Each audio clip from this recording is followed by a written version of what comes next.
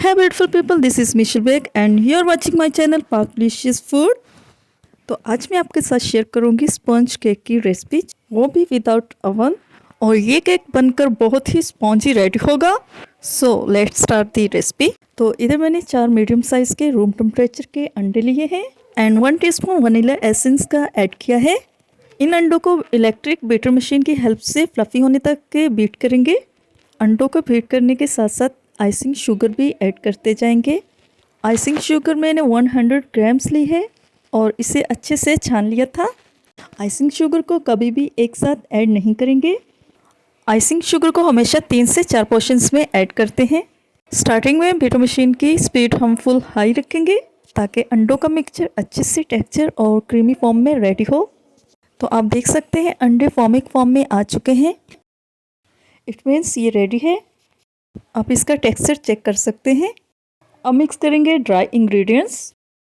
तो ऐड करेंगे मैदा। मैदा मैंने 100 ग्राम्स लिया है, इसको मैंने अच्छे से छान लिया था। तो इधर मैंने वीडियो की स्पीड बहुत ही कम कर ली है ताकि आप अच्छे से देख सकें कि मैं मैदा को किस तरह से मिक्स कर रही हूँ। 100 ग्राम्स मैदा को मैं 3 से 4 पोर्शंस में ऐड करूँगी और बैटर को कट एंड फोल्ड के मेथड से मिक्स करूँगी।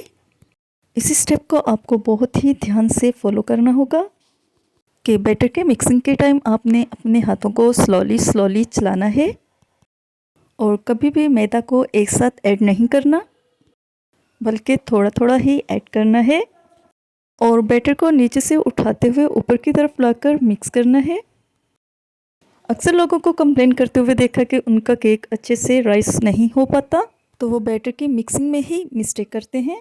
तो या तो बैटर को बहुत ही ज़्यादा थिक कर देते हैं या तो बहुत ही ज़्यादा थीन। तो आपकी बैटर की कंसिस्टेंसी रिबन जैसी होनी चाहिए, ना तो ज़्यादा थिक और ना ही ज़्यादा थीन। बैटर के बहुत ज़्यादा थीन होने की वजह से आपका केक बीच में से सिकुड़ जाएगा। बहुत ज़्यादा थिक होने की वजह से केक बीच में से क्रैक हो जाएगा। तो बैटर रेडी है, इसको मोल्ड में शिफ्ट करते हैं और एक साइड पर किसी भी एक्स्ट्रा पतीलों को 10 मिनट्स के लिए प्री हीट करने के लिए छोड़ देंगे। बैटर को शिफ्ट करने से पहले मैंने मोल्ड को अच्छे से ग्रीस करके बटर पेपर का अप्लाई कर लिया था। इधर मैंने ऑलमोस्ट 8 इंच का मोल्ड यूज़ किया है।